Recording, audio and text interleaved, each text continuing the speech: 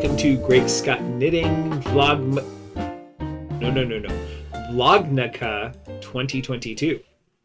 It is day 3, and there's a whole story behind why it's only day 3, or why it's already day 3. Not so much that it's only day 3, but it's already day 3, and this is the first Vlognukkah episode I'm producing.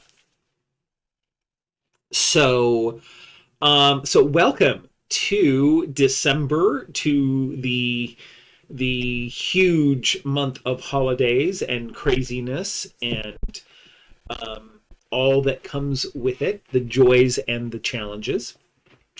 And welcome to GreatScott Knitting, this channel where I talk about knitting stuff and yarn dyeing and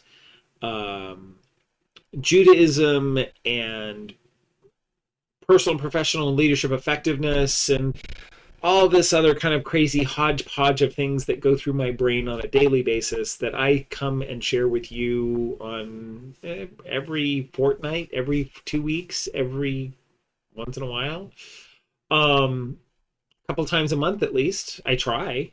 At least that's kind of, we're leaving the summer behind. Summer was not what we wanted it to be. But we are in December, which is mind-blowing. I'm like, so welcome to Vlognukkah. Now, of course, here in the YouTube land, there is a time-honored tradition of Vlogmas, where vloggers will come online on a daily basis throughout the month of December, or sometimes pretty much at the beginning of December, and go through at least the Christmas holiday. Now, I do not celebrate the Mass. I celebrate the Akka, the Hanukkah. This year, Hanukkah begins on the night of Sunday, December 18th. That is the 25th of Kislev on the Hebrew calendar, as it is every year on the 25th of Kislev. It's just when how that coincides to our Gregorian calendar is what makes things different. So this year is on the 18th of December, 1 week before Christmas, and so we will be ending Hanukkah on the night of the 26th. So Christmas falls almost at the end of Hanukkah. And then, of course, on the 26th is when Kwanzaa begins. So just so much fun that's going on this month, as well as other holidays and observances and things that happen throughout this month. Jump in and enjoy all of these holidays, even if it's not yours traditionally to celebrate, find someone who celebrates it and join them in some fashion, because the more you learn about other cultures, other religions, and other celebrations and holidays and observances, the more maybe yours is enriched. At least that's my belief. Hanukkah was the first Jewish holiday that I ever celebrated. And I celebrated it before I chose to walk a Jewish path. I grew up in the Christian faith. I grew up celebrating Christmas. Actually, I loved Christmas. I still love the season. I still love the lights. I love the music. Even though I don't carry the same, the beliefs that much of the music is meant to invoke and celebrate, I still find the music beautiful, uplifting, and many times very, very joyful, and I love it. I will always love. I have a very strong connection to Christmas choral music. and loved performing Christmas choral music throughout my days in high school and college, and even into adulthood when I joined the Heartland Men's Chorus in Kansas City. I love the Christmas music. I just do. Even though being Jewish, I don't feel the same type of connection that I maybe have had when I was younger. But I started celebrating Hanukkah long before I really even considered the transition. But maybe it was one of those gateway. It was kind of like the gateway drug to Judaism. I love the idea of Hanukkah, the celebration of light in a time that things are dark, and just that whole nature of what Hanukkah means, which is technically rededication. So we'll get deeper into the whole Hanukkah story when we actually hit Hanukkah, so I'm not going to dwell on much more of it here and now. But anyway, welcome to all new viewers, welcome back to all people who are returning to this channel. Hope you find something you like here and all the craziness that I share and talk about. So we are in Vlognukkah, and so you're going to be hearing about all sorts of the different stuff. You're going to be hearing about my Jewishness of the year, or of this time of year. You're going to be hearing about my knitting, my dyeing, my fiber related stuff. You're going to be hearing about work and the work related stuff that I do around leadership training and personal effectiveness training and all that kind of stuff. As maybe even some health related stuff is going to get thrown in here, because there are some doctor's appointments coming up, and you'll probably hear about all that kind of stuff. I am a 56-year-old man. That is kind of a crazy thought, because it's crazy in my mind to think that I'm 56, but then I look at my hair and I go, yeah, maybe it's possible. I'm rambling. I love that. Okay, so so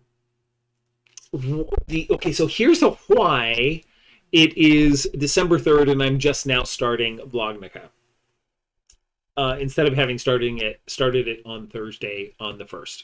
And the reason is, on the 1st I had a toothache and had to go and have my lower left wisdom tooth removed.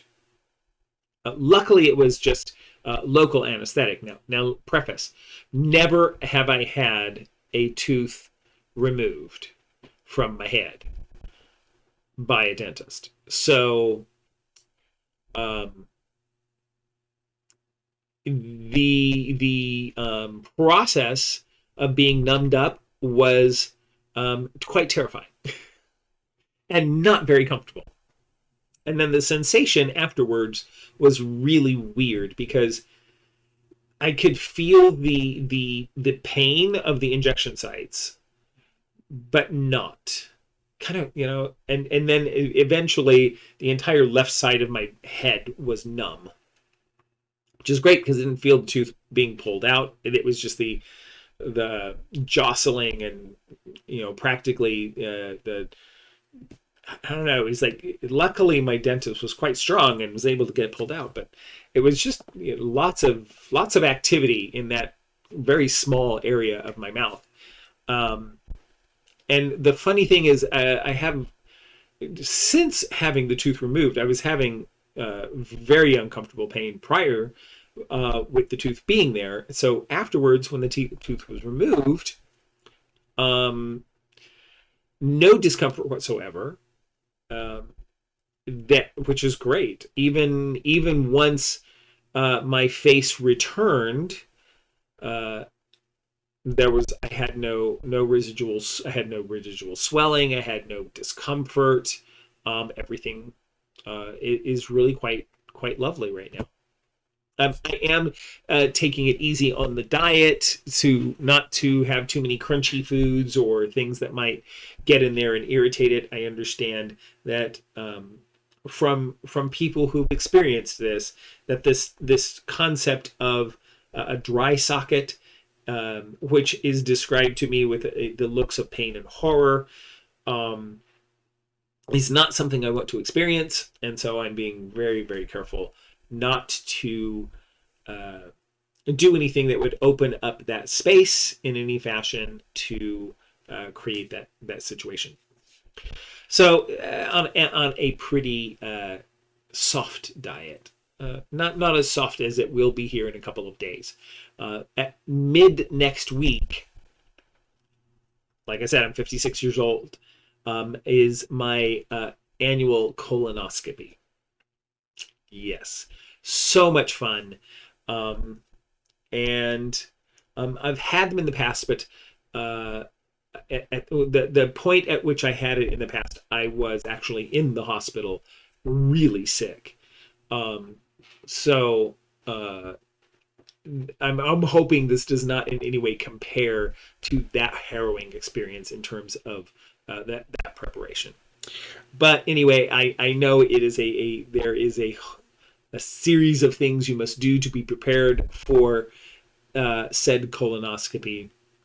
So that is what's coming to me with starting on Monday, is that preparatory, those preparatory activities. And I will say no more about it at this time. Yeah, so that's what's coming up. That's why we're on day 3, and I'm just now recording, is because on Thursday I had the tooth removed, came home, went to bed.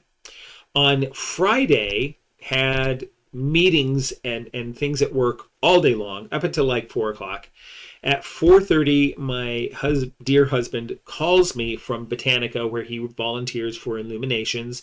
If you watched anything in Vlogmas, or if you watched anything this through November, you have heard about, or not Vlogmas, Vlogtober. If you watched Vlogtober, if you watched anything in November, you have probably heard of Botanica, the Wichita Gardens, and Illuminations, which is their holiday light show that they put on as a fundraiser for the gardens. Botanica is a nonprofit organization. And so he volunteers there. Well, they were short on volunteers Friday night. And so they needed me to come in to volunteer to help with crowd control. So I did, which of course meant no recording on Friday. So here we are Saturday. He's off to Botanica. I have not gotten a call that I can come in, and actually I have no method to get there. So finally I get to sit down and jump into my month of Vlognukkah, the December marathon. All right, so that's a whole bunch of stuff. So when do we get to the fibery knitting-y stuff? We're like 15 minutes in already and haven't even talked about that. So let's talk about Hallgrim scarf. I have cast on the Hallgrim scarf, and let me tell you more about it in some footage that I recorded last Monday when I was preparing. And I was thinking, oh, I'm going to record another episode for the Hallgrim scarf. And then I was like, oh my gosh, it's, Vlognukkah is coming up. And oh my gosh, I have a toothache. Yeah, so you kind of see how that all kind of like flowed into the disaster that the start of this turned into. Disaster is kind of a strong word, but anyway. So let me play you some footage around the inception, the start off, the cast on, the first section, my first impressions of knitting the Hallgrim scarf. And then we'll come back and see where we're at today. Hi there, I'm Scott, and this is GreatScott Knitting, the Hallgrim Scarf Adventure.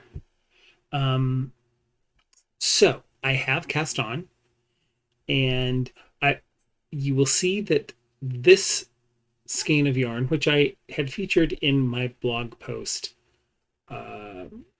most recently as the yarn that I was going to use, when I cast it on and I played with it, I found that the fuzz factor of the alpaca that's in this was a bit excessive for the crispness that this pattern really needs. So not a good choice. Lovely color, wrong yarn. Which left me at the dilemma of simply perusing my stash, and I couldn't find anything that I was really happy with. And I'm still not really happy with what I've come up with. But the yarn is a very good choice, if not the color being quite what I was hoping for. But I'm going to let that go and live with it. And so what I will be using instead will be Northland rustic wool. And again, this is a gift, some gift yarn. It is, what is it? What is its makeup? It's 100% wool. It's kind of toothy, but not terrible. But it's this very kind of rusty, reddish, orangey kind of color. But I have a start. I am through the first section of the scarf, the very first section. The next part of this process will go into some increases, but so there's your twisted rib, looking very, very lovely. Here's its backside. So we have a start to the Hallgrim scarf. So oddly enough, I decided to look up Hallgrim and found that it refers to a Lutheran church in Iceland near Reykjavik. And here is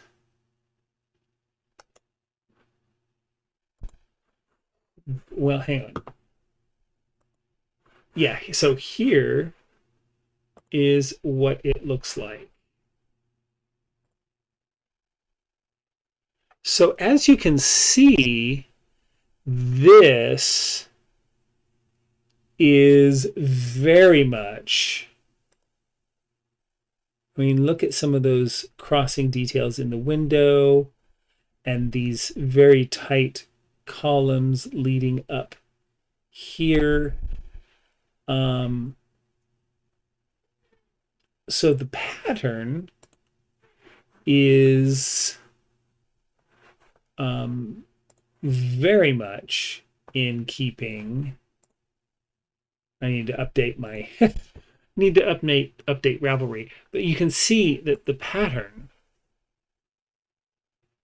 is very much in keeping with this idea of that church. So perfect name to this scarf, because it is very reminiscent of this church front.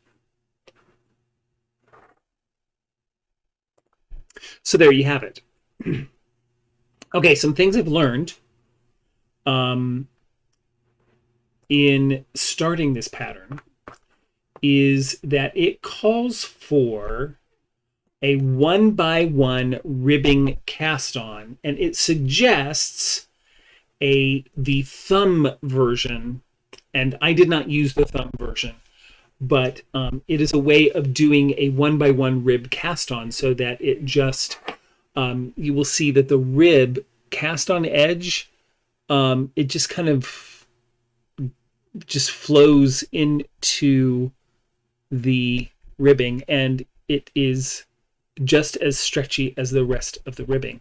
So I did a long tail cast on, but simply did knit purl through in a regular sort of slingshot fashion. Look it up on YouTube for 1x1 ribbing cast on, and you will see multiple options for doing that. So if you are getting started into this, there is this new technique. It is not hard, but it gives you a really, really wonderfully stretchy cast on edge, which just looks like ribbing. So you don't even see a starting point. That being said, I have also cast on another hat, another pine cone bearer hat in the same yarn I was using before, using that same ribbing cast on. So again, that super stretchy edge I think will be perfect for hats. And then, of course, this first section is just all ribbing. So, very excited with my progress thus far. I cast it on last night, a little bit late, probably later than I should have. But I knit probably about 4 or 5 rows with this, and it was just... the fabric was fine, but you couldn't see the stitches, which completely would have been useless in this pattern.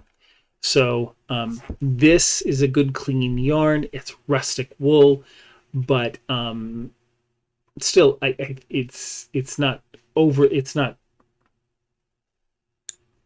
I wouldn't call it. Well, it's a little scratchy, but not terribly. The color isn't exactly what I would have gone for, but I think it's really going to show off the stitch pattern, which means at some point I'm going to have to actually choose a charcoaly type of color, or maybe even a camel, like I did with the swatchy type thing, to get that really crisp look. So I just wanted to quickly share that with you. I will probably make some additional progress on this and compile this into an episode on my Hallgrim progress. So if you are knitting along, I let me know how you're doing. Maybe drop a picture into my Instagram, and maybe I should come up with a hashtag. I'll put a hashtag up here, whatever that might possibly be, for this, and so I can see what kind of progress you are making. So with that, I'll just continue doing some work, and you'll see how I progress with Hallgrim. So talk to you later. All right. So as you can tell, we've made some progress there. So where are we today? Oh, and you probably also noticed there was a color change from last we spoke, because, well, you just saw it. You know, this yarn just didn't work. This yarn is working really quite nicely. So I have gotten just past the first set of cables that runs through. So very, very fun. And I am finding that one needs to go through this section with very little disturbance. In other words, you really kind of have to set aside some time to get through that so that you're not distracted. And there's really not a good place to stop and set it down and then come back to it. At least not for me. This is going to be one of those things. When I get to the cables, I'm going to be like, all right, shut the door, get the dogs away, because there's there's a lot of places to go wrong here. And yeah, so, but I think it's turning out lovely. I think it's going to be so cool. All right, so that's where Hallgrim's at right now. We will continue to make progress there. My other knitting that I've been doing is I'm making a second pine cone bearer beanie by Benjamin Matthew Designs. And I made another one of this following the pattern to the letter, which had a much shorter, almost by half, a shorter ribbed brim. So I've lengthened the brim because it didn't cover my ears. So I've lengthened the brim and then started the rest of the pattern, and I'm knitting it to the knitting it to the pattern. So the overall hat will be longer in height, so or taller in height, however you might want to say that. But yeah, it's the cutest little thing. And on the back of it, you have that same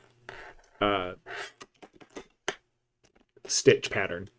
So I am very close to the decrease rounds.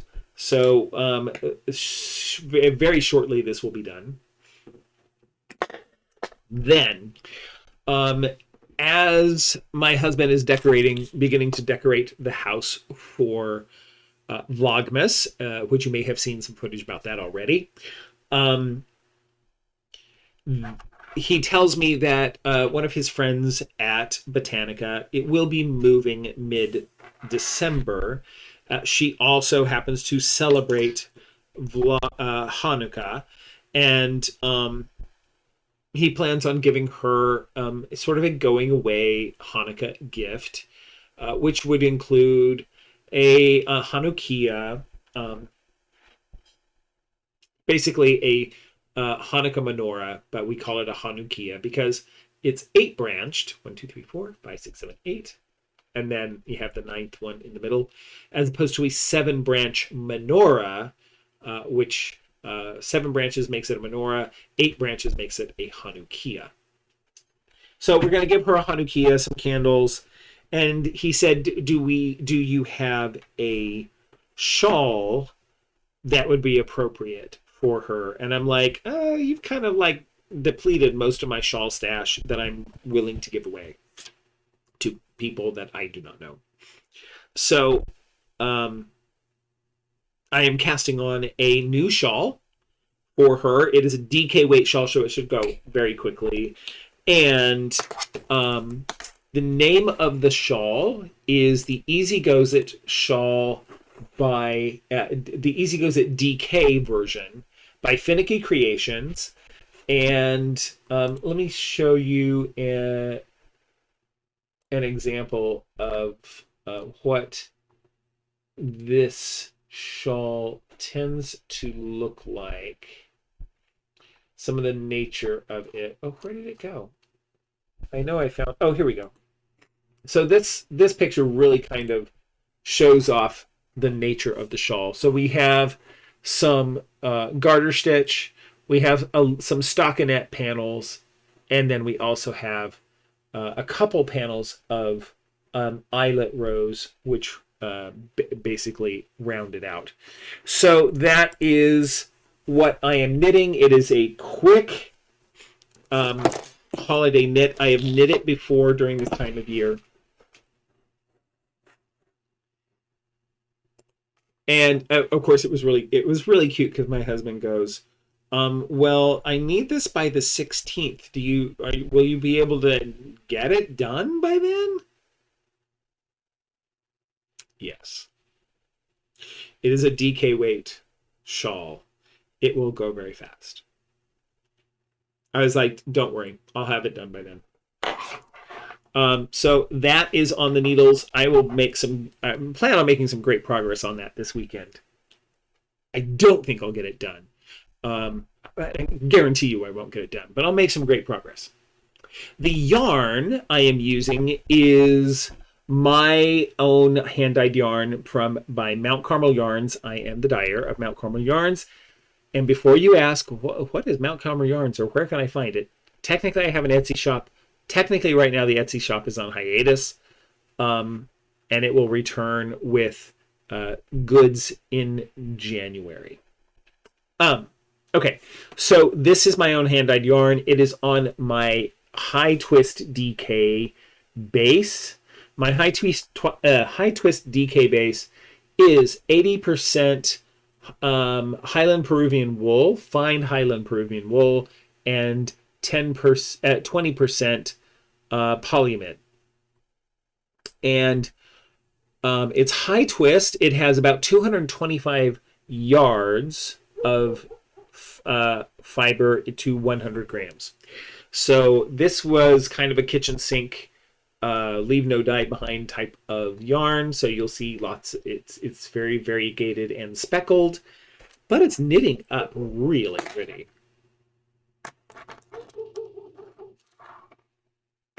Very pretty. So that is on the needles. That is going, and I have dogs barking, so I'm going to go check out what's going on. And we're back. New neighbors moving in next door. They just bought the house.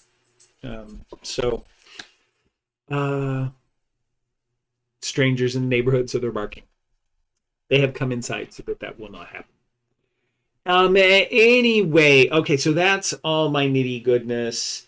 Pretty much that's it for all that. So that leaves me to just get to the TED Talk part of the day. And so the TED Talk part of the day, what I want to do is, and maybe every day or every time I post in a day or in every episode I post, because I probably won't post every day, but every episode I post, I'll give you a TED Talk, whether you like it or not. And it'll be at the end, so if you want to stop before hearing me rant about something, you can. But here's today's Scott Talk, if you will.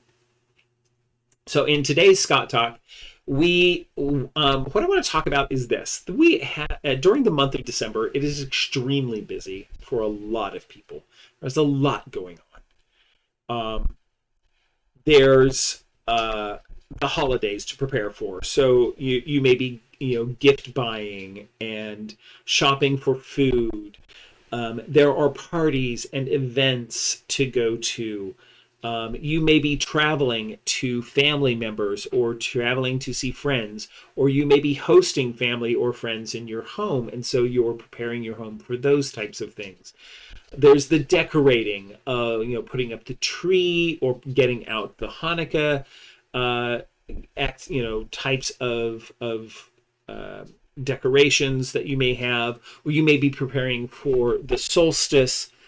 There's all this going on, and while many of us are still going to work 40 hours or more than 40 hours a week, it's the end of the year. So for many of us, for many jobs and businesses, that is a huge, extremely busy time of year as we're wrapping up key activities and initiatives that are going on at work.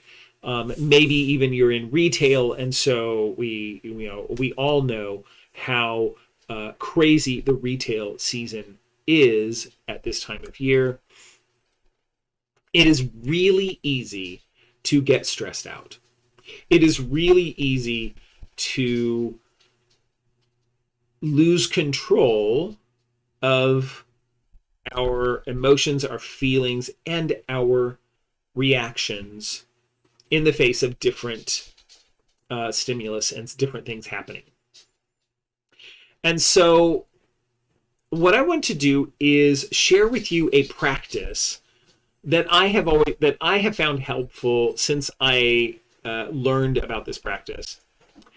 And it helps me to realize that no matter what happens to me, I have an opportunity to make a choice.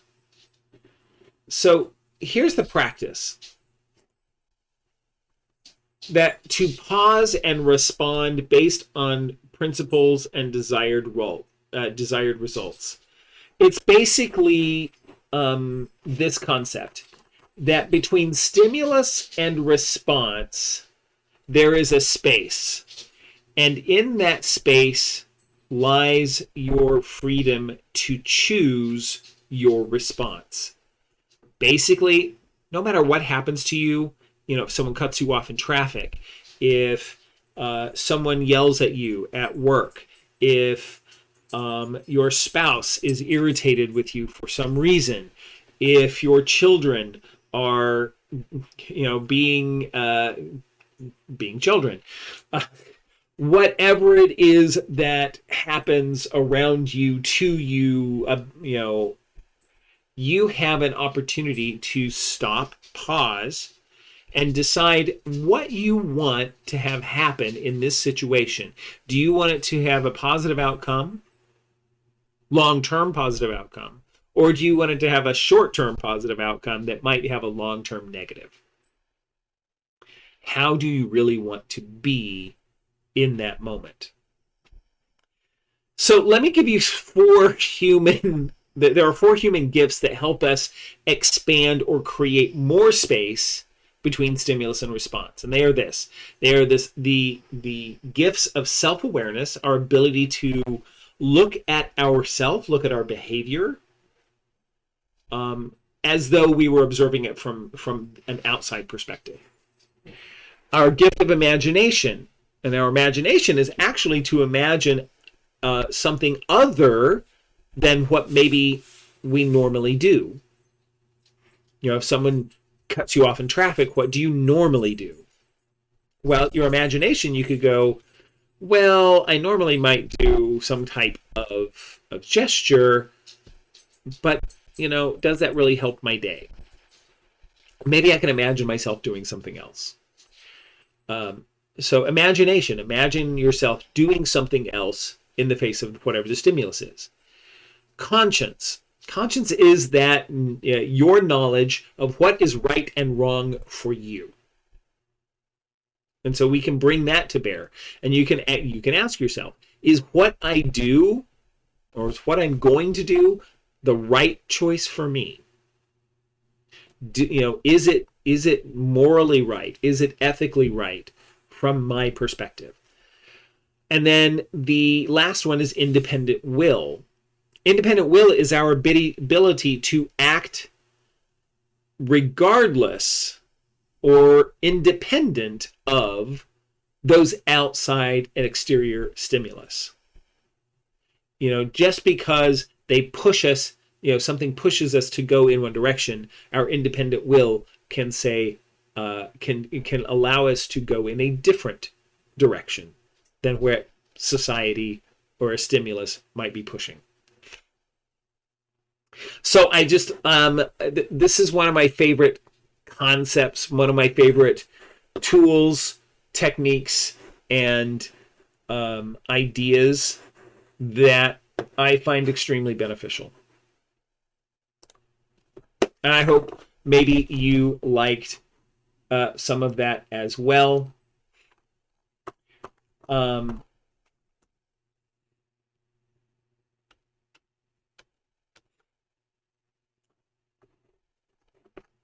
Let me see if there's anything else from this that I want to particularly share.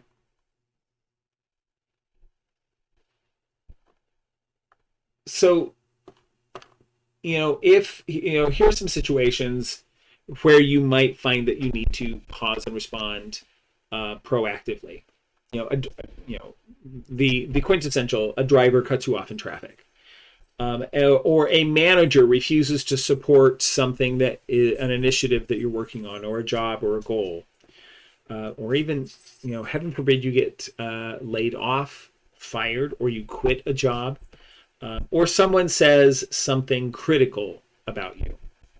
Instead of what you might normally do as a response. So in one of these highly charged situations, think about this, pause, decide how you're going to respond to it, and choose that response. Look at really consider what's the type of person I want to be, and what are the type of person that I want to be perceived as? What legacy do I want to leave behind for my children, for my spouse, for my friends, for my coworkers. You know, I think most of us want to be perceived as good people, as kind people. Do we respond in that fashion when faced with a challenge that might set us off? And so pause and respond based on those desired results that you're wanting to get in any given situation. I find it helpful. I hope that you might find that helpful. If you do those types of things already, tell me that, give me the impact that practice has for you in the comments. Tell me the impact if you've never really tried this before. Tell me what you think about this practice, this idea of pause and respond in any given situation. With that, I'm going to close this down. This one's going to be a little bit longer than probably any other episode until we get to actual Hanukkah. I really can't predict. Who knows? Maybe all of them are going to be an hour plus. There's really no telling. But anyway, with that, I am so glad that you had this opportunity to watch me. I am so glad I had this opportunity to record and share with you. And I hope you have an absolutely joyful holiday. And that starts, and for me, the holiday really started with Thanksgiving, and it just continues on throughout into the new year. So have a wonderful holiday season. If you're celebrating Advent, I hope that's wonderful. If you're preparing for solstice, may that be a joyous and wonderful occasion for you as well. For those of you also out there who are getting ready to celebrate Hanukkah, I hope you have a truly wonderful, wonderful season. And of course, for those of you who are in the Christmas spirit, Joyeux Noël, Good Yule, and all that good stuff. So with that, until next time, may you have peace in your home and the fullness of joy for all who dwell there. See you later.